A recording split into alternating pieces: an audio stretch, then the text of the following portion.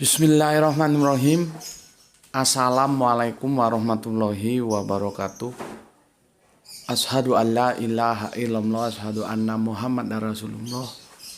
Allahumma sholli ala sayyidina Muhammad wa ala ali sayyidina Muhammad kama sholaita ala sayyidina Ibrahim wa ala ali sayyidina Ibrahim bil alamina innaka hamidum majid. Suaranya parah. Sebentar, tak minum dulu biar suaranya nggak parah. Bismillah.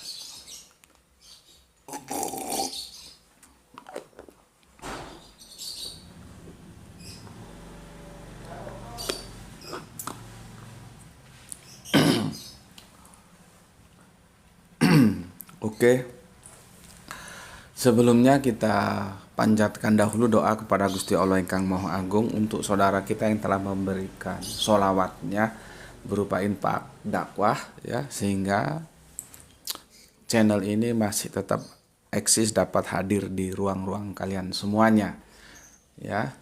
Semoga sholawat saudara-saudara kita itu menjadi catatan langit amal soleh bagi mereka dan keluarganya kelak, juga mendapatkan balasan yang lebih baik lagi dari Gusti Allah Ingkang Maha Agung.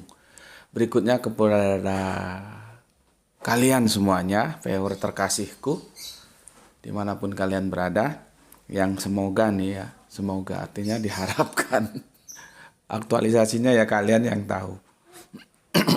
Aku kan nggak bisa kontrol. Semoga anti download dan anti skip, dan semoga berkenan untuk men-share materi-materi kajian dari link dakwah ini. Dan yang lebih utama lagi, terima kasih atas doa-doa baiknya. Semoga kebaikan doa itu juga tercurahkan untuk kalian semuanya ya. Oke, kita ketemu lagi di Sabtu Sabaah ya, yang ceria waktu duha ya, burung telah berkicau dan sinar matahari membagikan kehangatan untuk kita semuanya. Alhamdulillah ya. Mampir ngombe kali ini. Jadi aku ceritakan dulu behind screen-nya begini.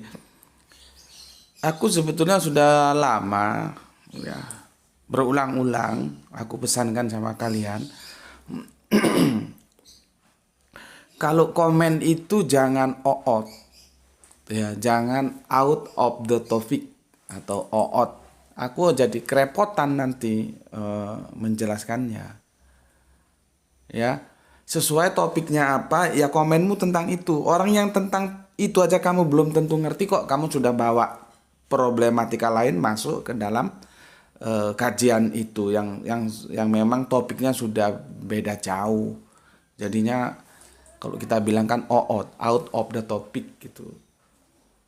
Kan sudah berulang kali aku bilang topiknya itu apa, maka komenmu itu jangan keluar dari topik itu supaya ndak oot.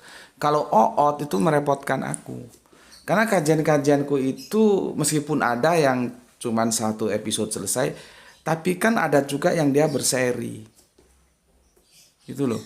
Lah kalau komenmu itu nanti aku biarkan, kan nggak enak juga, dikirain aku tidak memberikan apresiasi terhadap komen-komen yang masuk.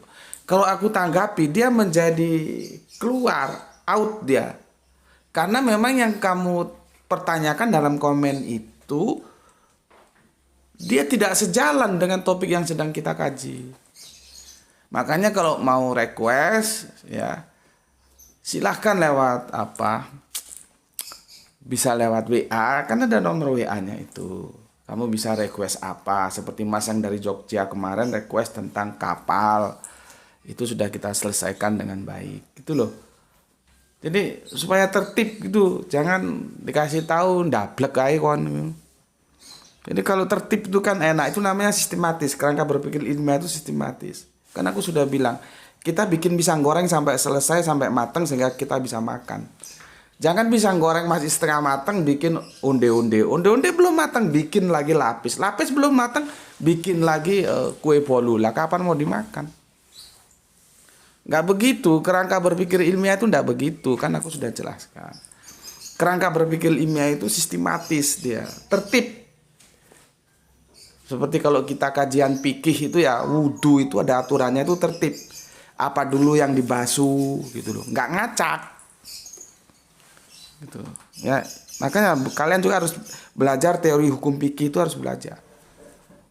Nggak ada ceritanya orang wudhu itu tiba-tiba kakinya dibasuh dulu, itu nggak ada. Itu nggak tertib namanya gitu ya. Oke. Lah, tajuk kajian kita di Mampir Ngombe pagi ini itu yang aku ambil dari komen yang masuk di kajian kita yang kemarin. Ya. Karena nanti kalau aku selesaikan di sana itu dia menjadi orang bisa bingung lah, ini tajuknya begini kok tiba-tiba membahas begini, nggak nyambung dia. Kecuali orang yang memang sudah sudah selalu mengikuti terus setiap kajian-kajian di sini, itu dia mengikuti terus, itu mungkin dia kebingungannya sedikit bisa terobati karena dia sudah tahu alur penjelasannya.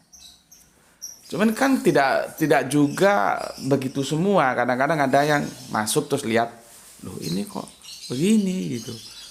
Maka daripada menimbulkan confuse, kebingungan, aku tarik ke sini. Komennya aku jelaskan di Mampir Ngombe kali ini.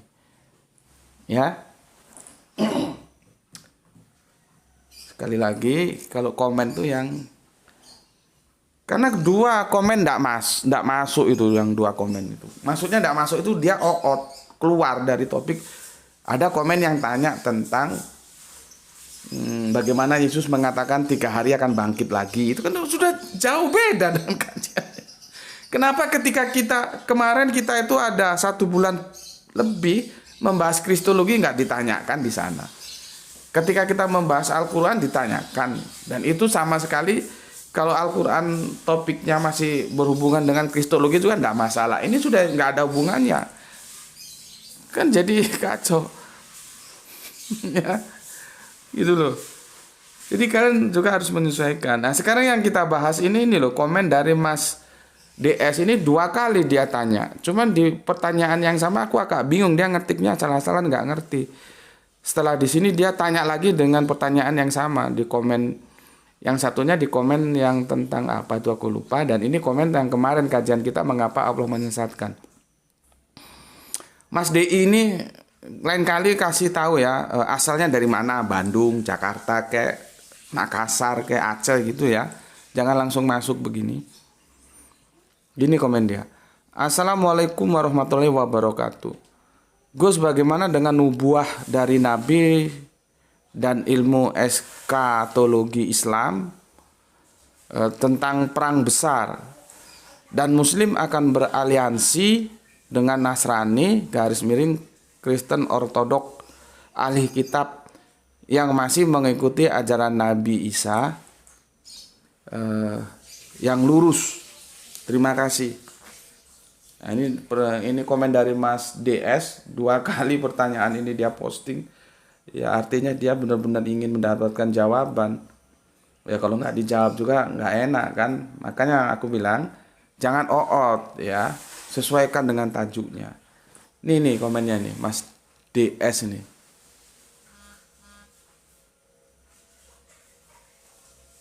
Udah? Ya itu di kajian kita yang kemarin tentang mengapa Allah menyesatkan itu seri ke-1, insya Allah nanti seri kedua kita selesaikan. Oke. Ya. Sementara ya aku kasih advice guiding untuk kalian. Tonton dulu nanti ini, terutama yang belum nonton. Kalau yang sudah nonton mengulangi juga bagus.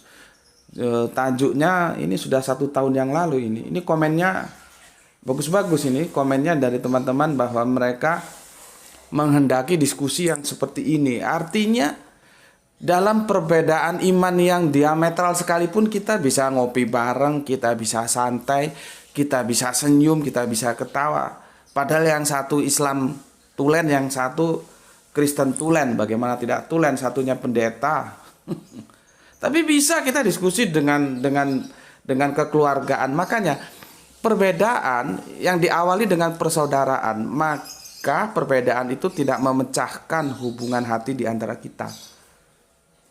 Tapi masalahnya kalau sudah awalnya itu tidak ada rasa persaudaraan, hanya ingin menghujat saja, ya mesti bagaimanapun karena awalnya sudah niatnya busuk, kesananya juga akan busuk gitu loh.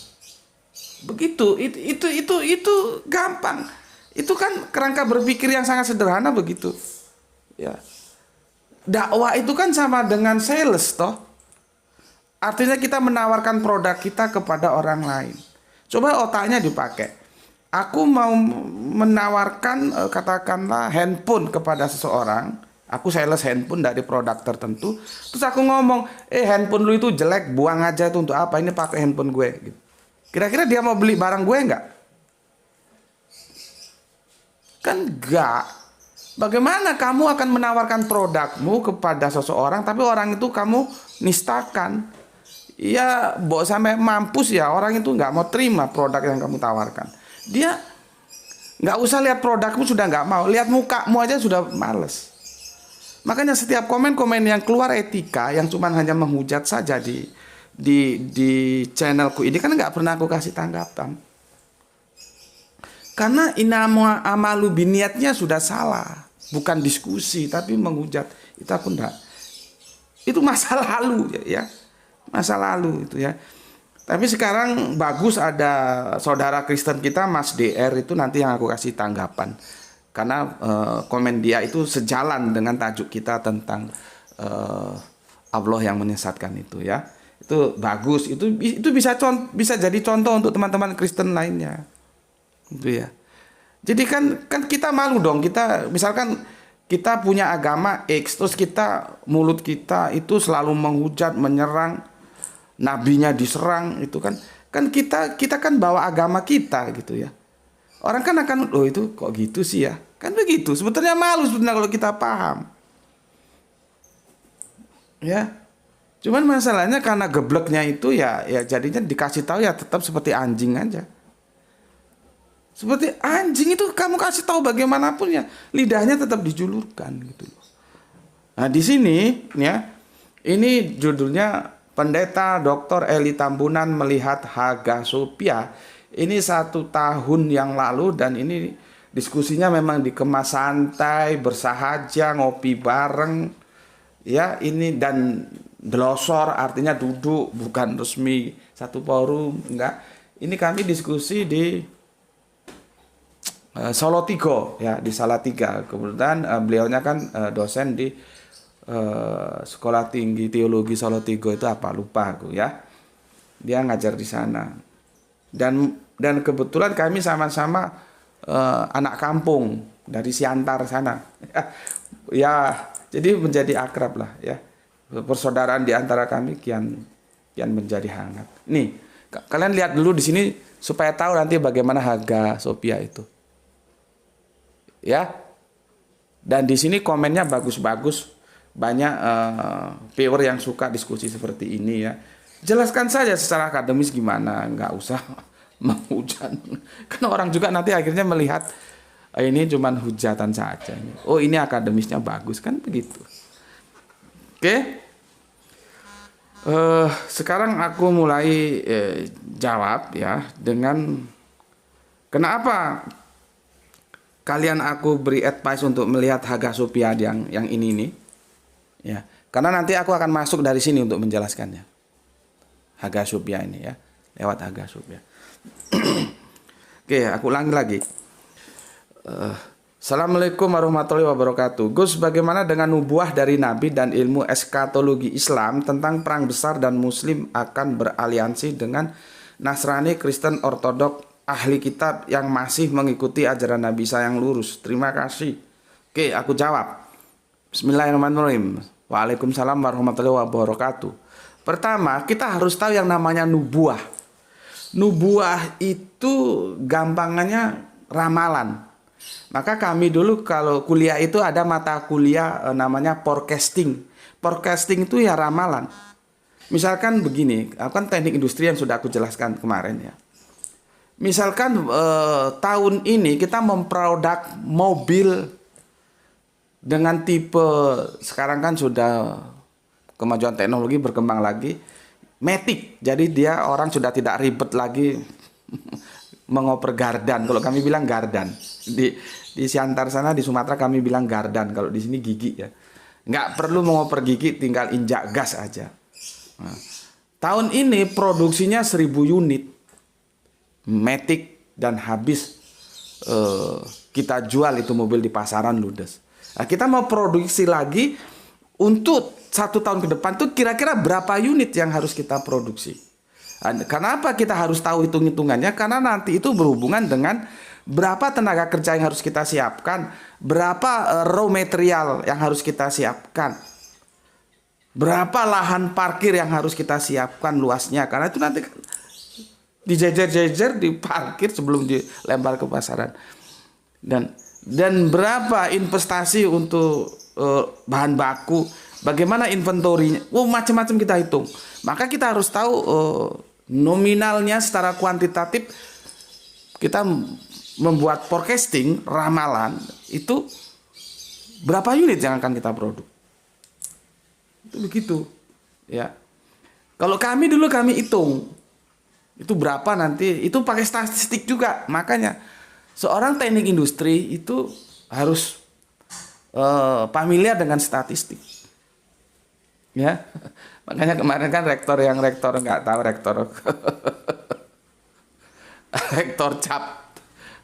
rektor cap gaplek gitu ya.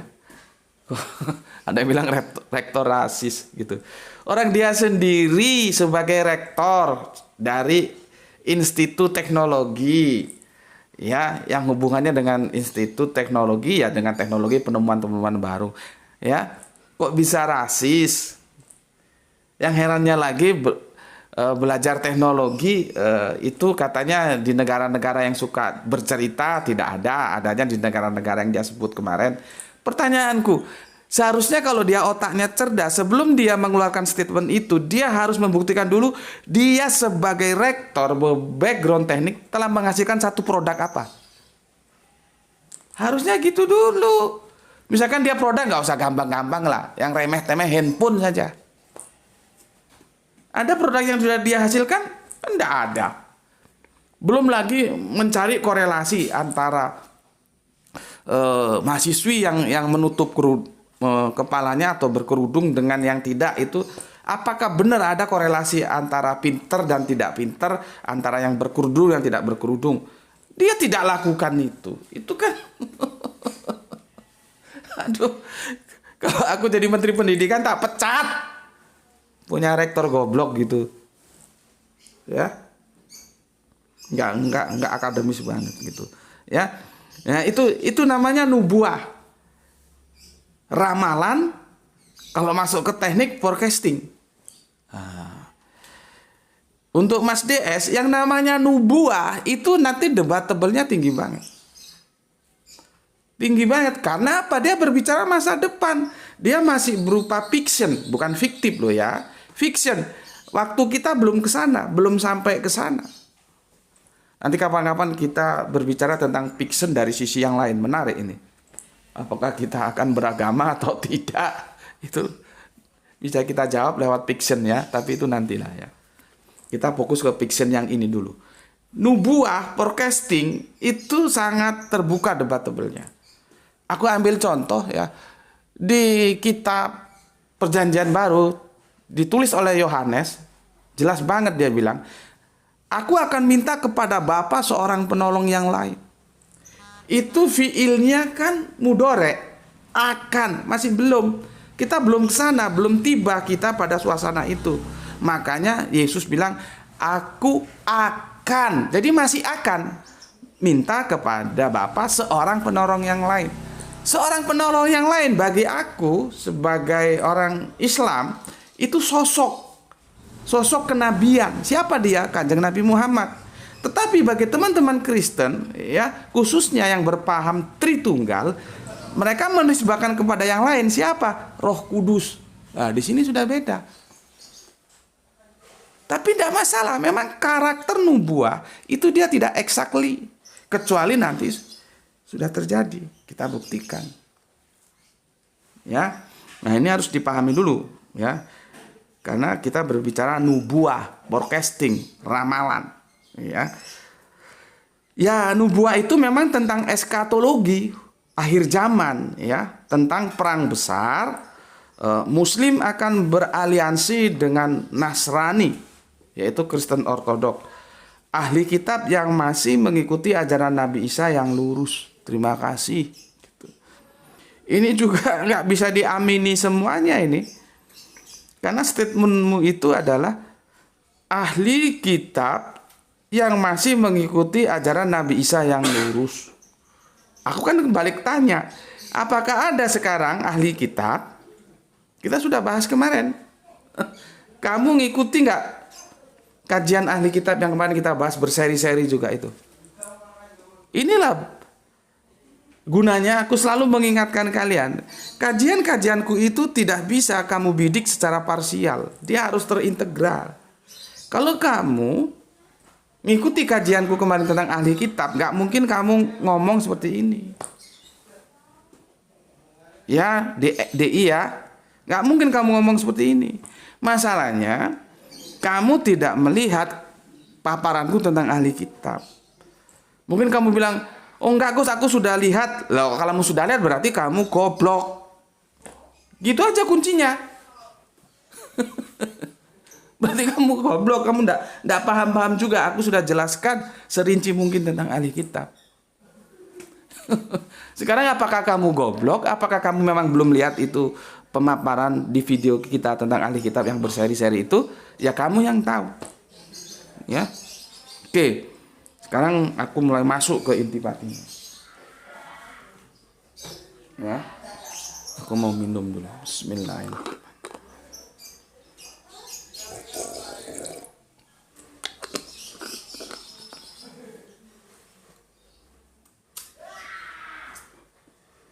Nih, taruh sana tuh.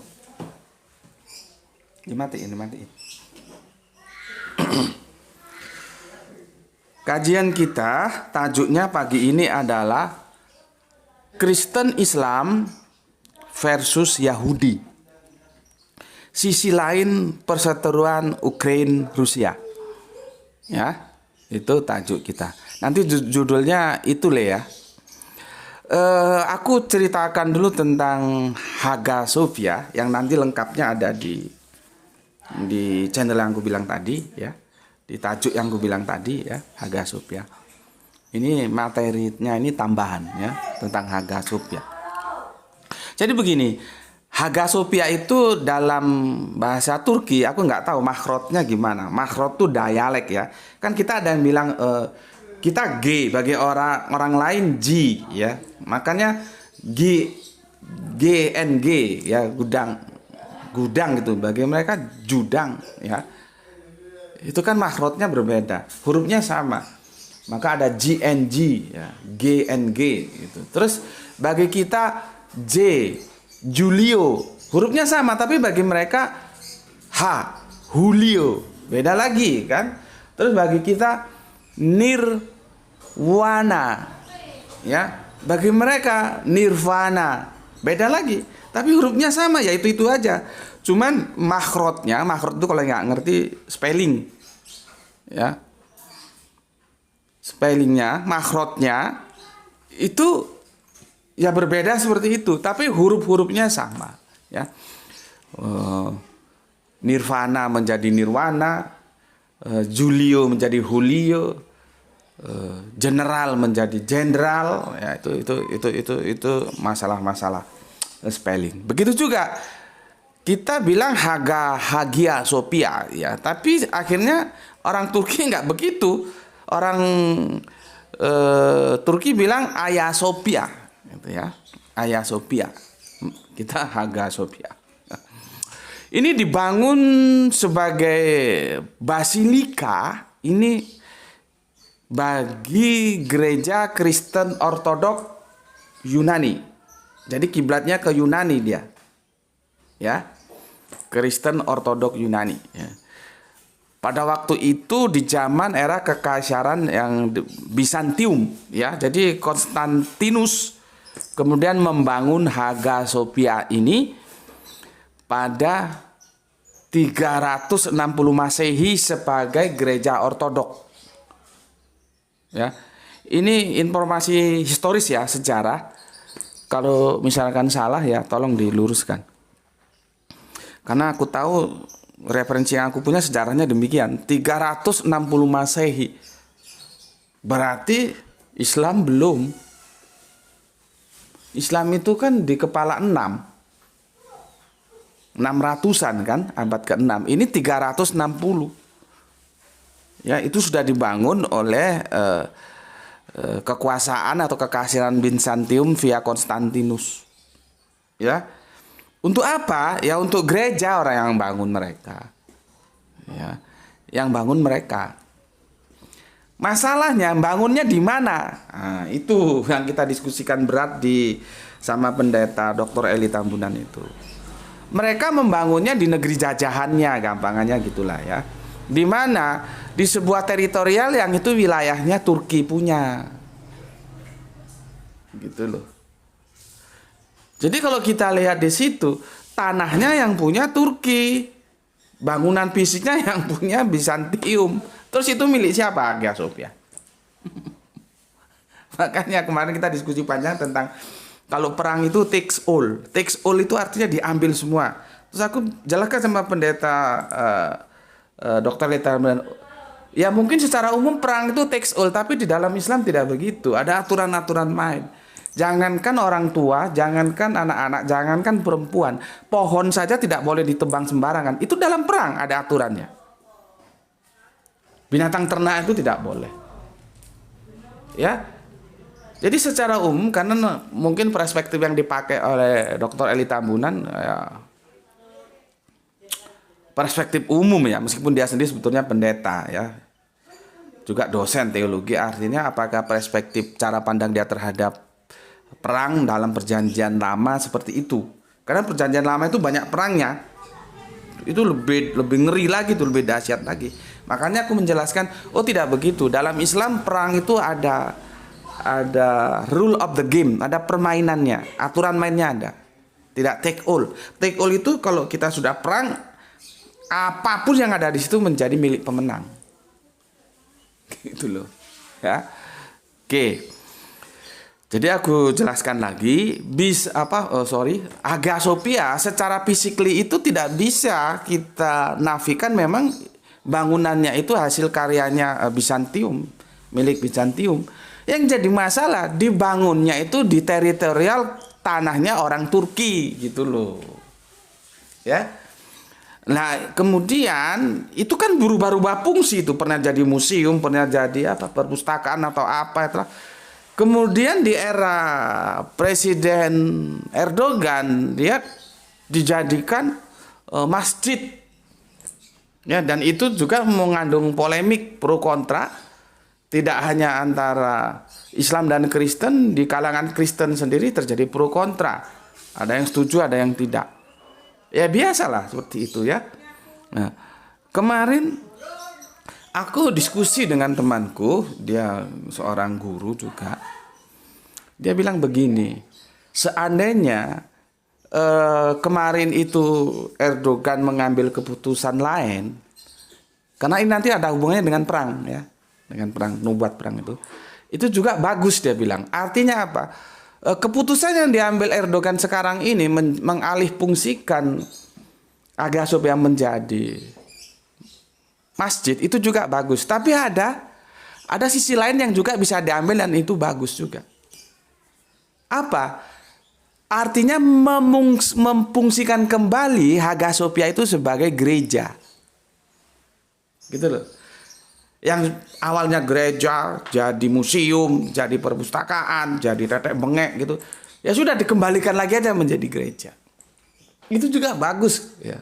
Terus aku pikir, oh ya, terus kenapa kok bisa bagus? Dia bilang begini, itu bisa membangun tali silaturahmi antara Islam dan Kristen. Ya, tak pikir, oh boleh juga nih, itu ya. Jadi membangun tali silaturahmi antara Islam dan Kristen. Bagaimana kita mempersilahkan supaya Hagia Sophia itu kembali difungsikan sebagai gereja.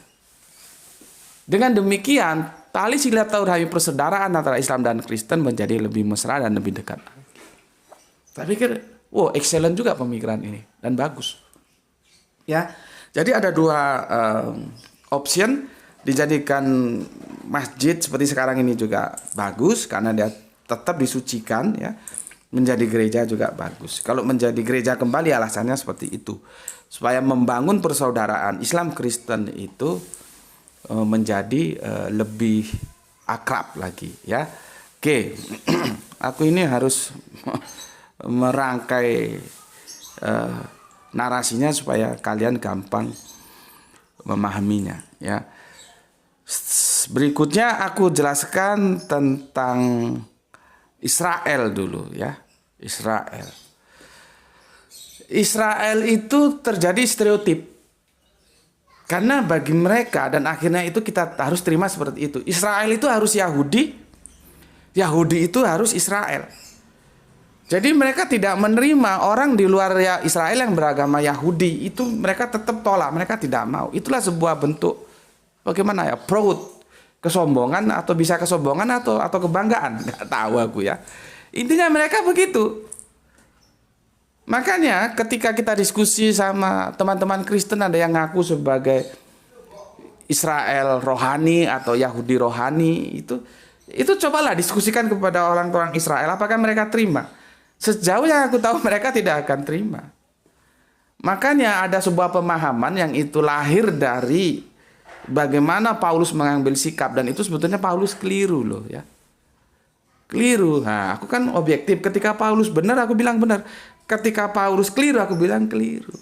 Seharusnya Paulus itu tetap mempertahankan sunat. Ya.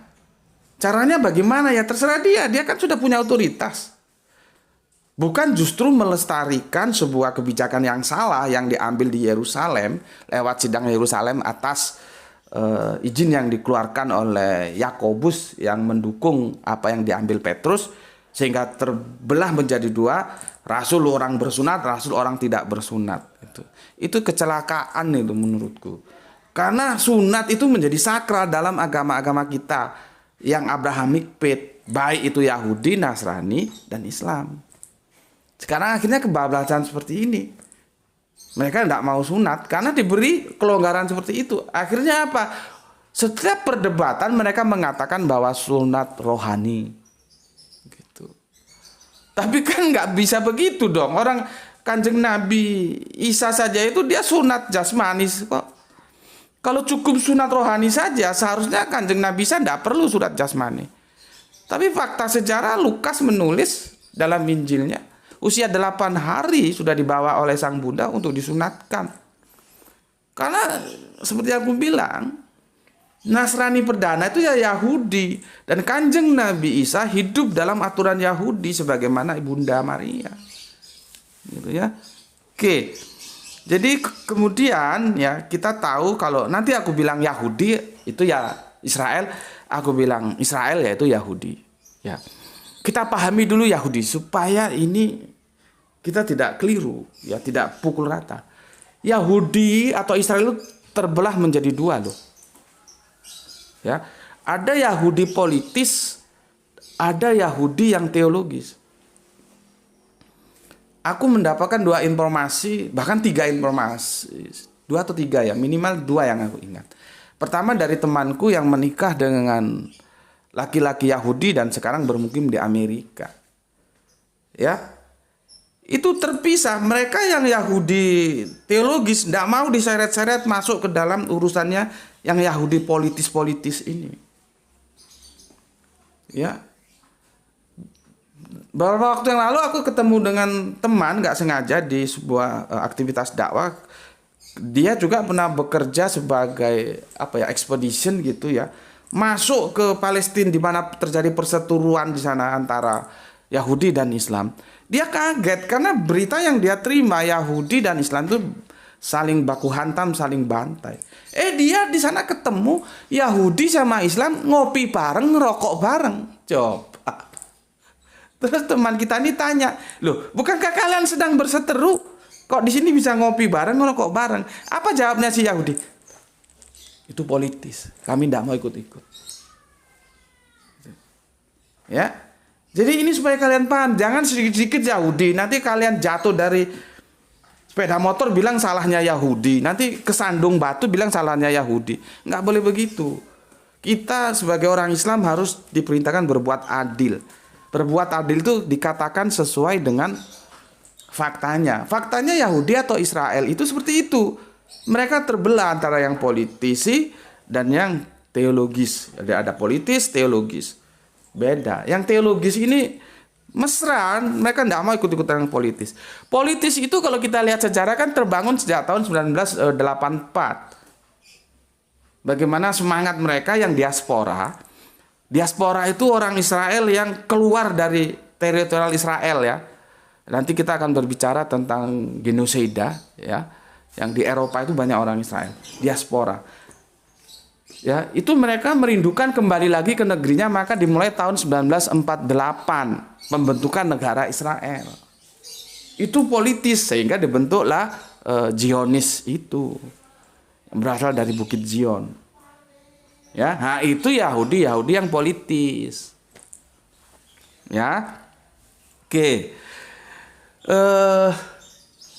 Jadi kita harus bisa membedakan dua ini dulu. Yahudi politis dan Yahudi teologis. Aku juga kadang masih belum bisa memberikan sebuah jawaban yang saklek ya. Apakah ketika mereka diaspora benar-benar di Palestina itu benar-benar habis tidak ada orang Yahudi ya? Yahudinya itu keluar semua gitu. Apa begitu? Sehingga mereka ingin membangun lagi Israel yang mereka tinggalkan, masuk lagi ke Israel, dan akhirnya tahun 48 itu direalisasikan pembentukan negara Israel. Apa begitu ya? Kosong gitu ya. Dan itu kalau kita tarik ke belakang era perjanjian lama kan terjadinya begitu. Ketika Bapak Israel membawa keluarganya masuk ke negeri Mesir. Sehingga Kanjeng Nabi Musa itu lahirnya di Mesir loh ya, bukan di Israel. Apakah ketika diaspora itu Palestina itu ya kosong gitu ya? Sehingga nanti ketika mereka keluar dari Mesir ya dan masuk lagi ke sana itu diisi oleh mereka. Ketika mereka diaspora ke Mesir itu kosong, apa begitu ya? Aku belum menemukan pakar sejarawan atau budayawan atau antropologi yang bisa menjelaskan itu. Ya. Oke, tapi kalian tahu bahwa diaspora itu sudah ada sejak zaman perjanjian lama. Mereka keluar dari teritorial Israel. Dia didahului lagi nanti pembuangan ke Babel itu juga diaspora itu.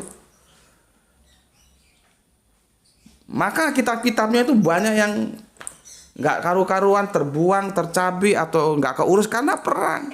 Maka ketika kembali Babel itu dikuasai oleh penguasa yang lain, penguasa dari mana itu aku lupa, dari Persia nggak salah, ya, diizinkan pulang. Akhirnya kan yang menulis kembali perjanjian lama itu si Ezra. Jadi peran Ezra untuk merestruksi kembali, mendekonstruksi kembali perjanjian lama itu tinggi banget. Kalau nggak ada Ezra itu bisa dikatakan perjanjian lama sudah hangus.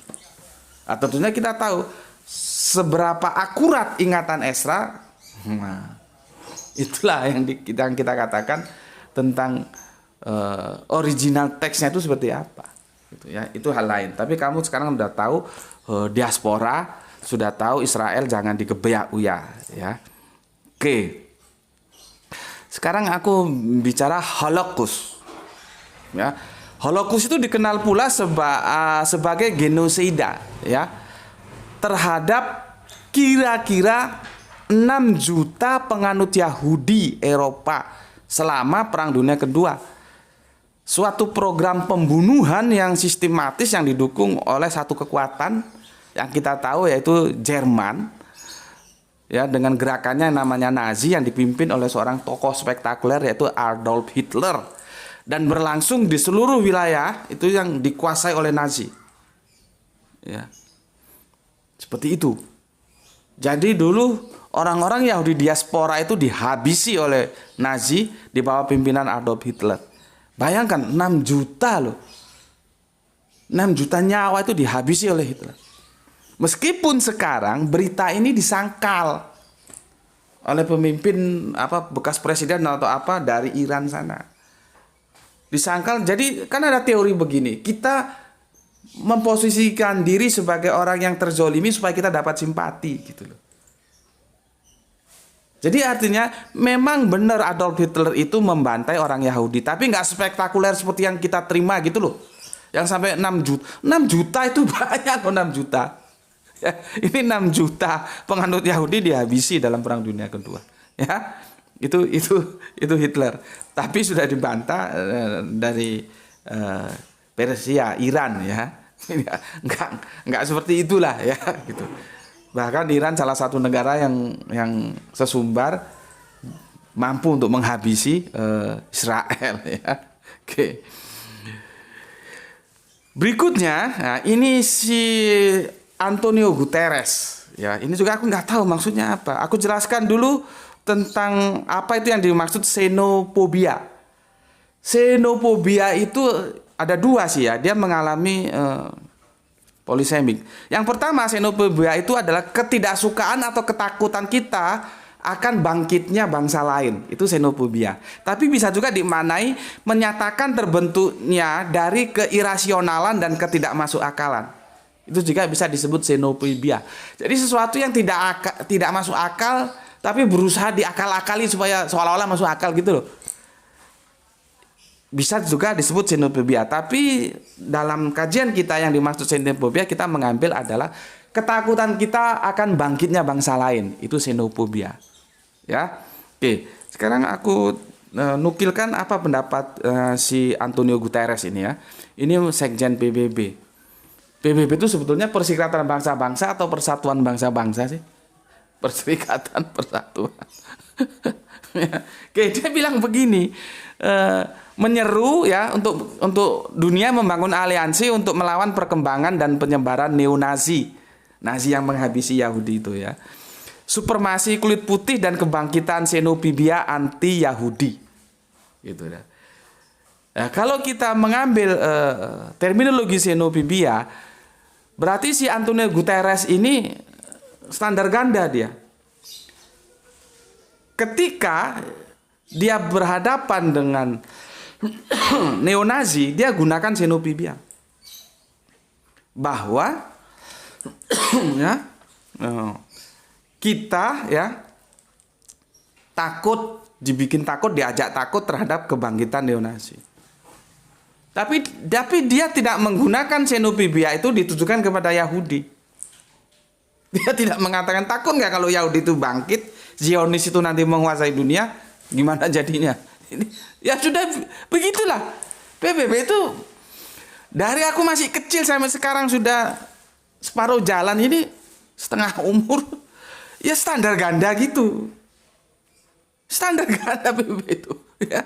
Mulai zaman aku masih belajar politik dari dulu itu sekjennya itu Kurt Waldheim. Itu dari Swiss atau dari mana Kurt Waldheim itu ya. Ya sudah begitu itu PBB. Makanya jangan terlalu mengharapkan terhadap keadilan yang diberikan PBB terhadap dunia. Enggak, standar ganda. Kalau standar ganda enggak ada, maka HP itu seharusnya dihilangkan. Kita duduk sama tinggi, berdiri sama rendah. Tapi kan enggak, HP itu tetap aja terjaga sampai sekarang. Oke. Ya. Jadi neo-Nazi ini adalah sebuah ideologi pasca, karena dia neo baru, pasca Perang Dunia Kedua yang ingin menghidupkan kembali Nazisme. Di mana itu bentuk kesetiaan orang-orang Jerman khususnya terhadap Adolf Hitler. Tapi hati-hati, sekarang itu tidak hanya orang Jerman saja, orang apapun yang tidak suka terhadap Israel, terhadap Yahudi, dia bisa bergabung ke neo-Nazi, ya, yang antisemit, rasisme dan xenofobia. Nah, itu katanya dia. Ya, aku jelaskan antisemit. Sebetulnya kalau neo-Nazi antisemit, kalau Nazi antisemit juga enggak benar juga. Karena Arab itu juga bangsa Semit. Semit itu kan berasal dari Sem, anaknya Kanjeng Nabi Nuh. Makanya aku bilang kemarin, kalau kita berbicara tentang kapan terbentuknya Arab sebagai sebuah suku bangsa, itu dimulai dengan sejarahnya Kanjeng Nabi Nuh.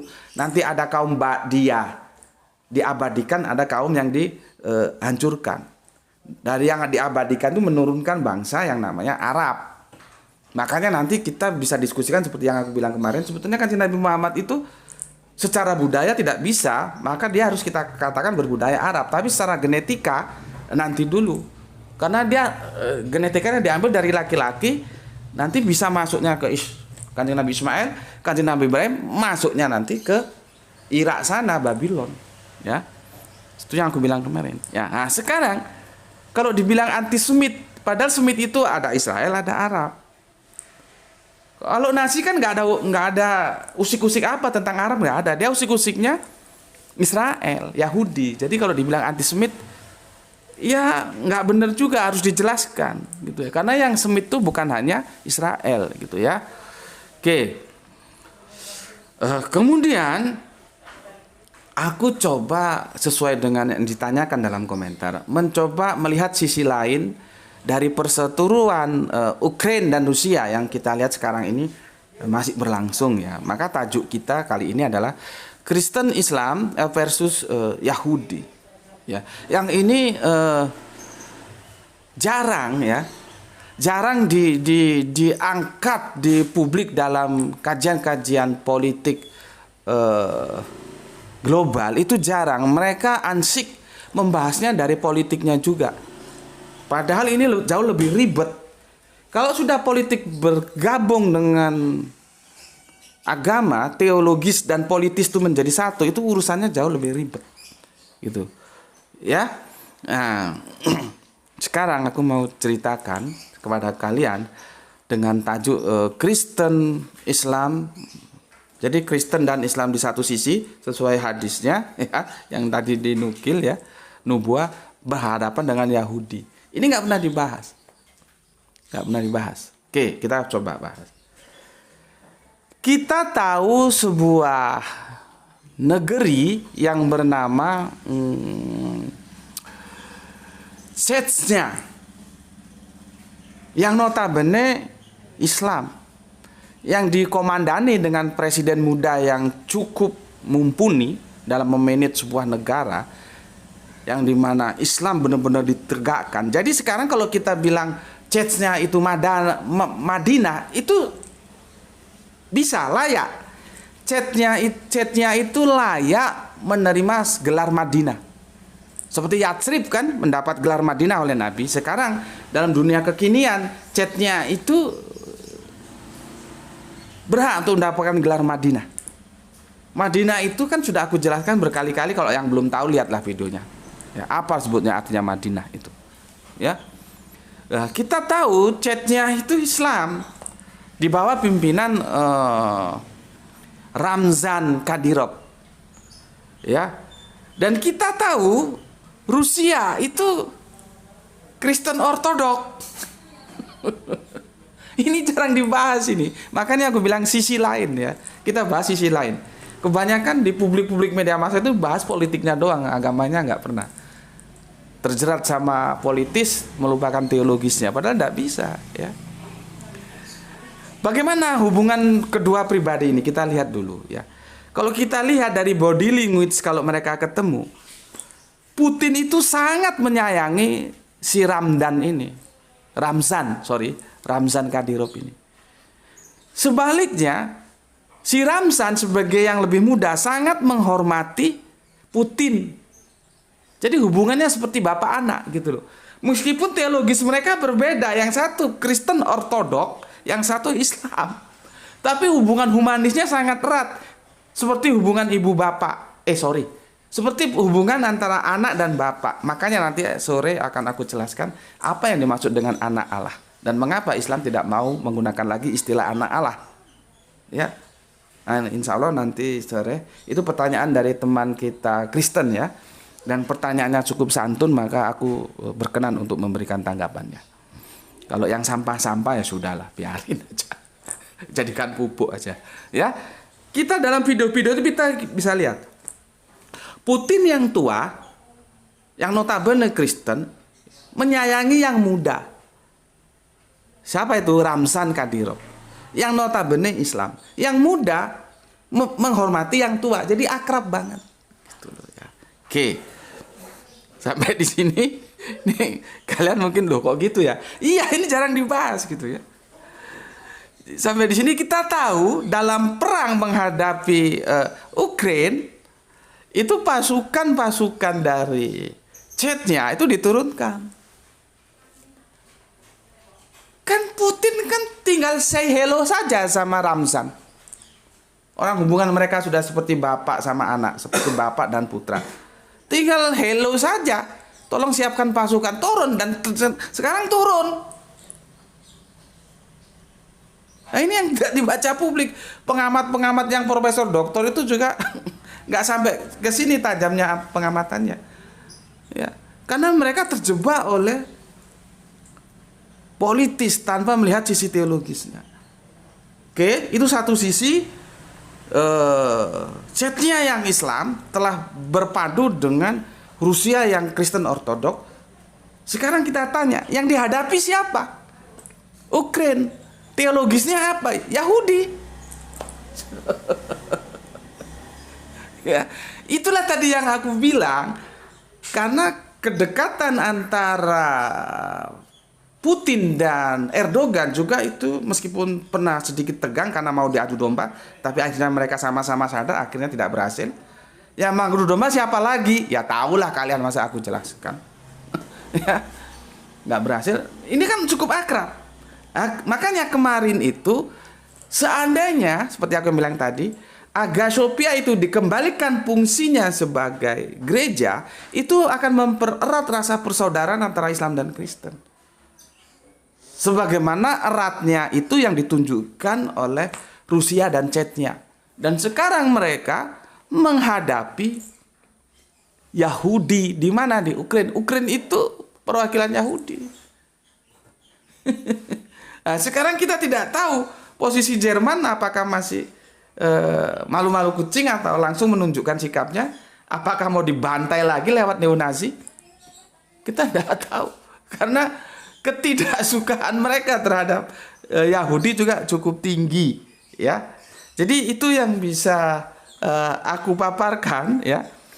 Anunya merangkai jalinan kisahnya cukup panjang, aku tidak bisa menyimpulkan. Silahkan simpulkan sendiri, ya. Mana Le tadi Le? Itu yang atas ya. Terutama apa namanya? Terutama bagi yang request tadi ya, Mas DS itu ya.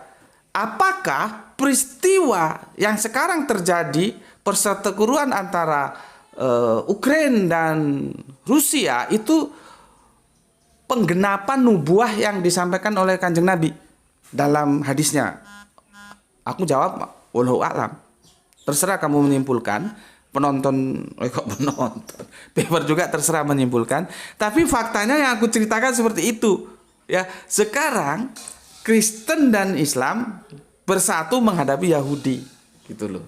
Ya, apakah itu penggenapan dari, aku belum cek ya hadisnya itu sahih atau tidak, itu nanti pakar fuqaha lah yang menyelesaikan ya, tentang eskatologi sebuah nubuah ya, bahwa Muslim perang besar, perang akbar itu akan dimulai dari sana. Itu ya silakanlah Anda simpulkan sendiri.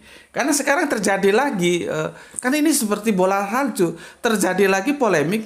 Sebetulnya yang dimaksud Rum itu bangsa yang mana? Apakah Romawi? Jangan-jangan Rusia ini? Itu masing-masing dari kita itu berdebat lagi itu.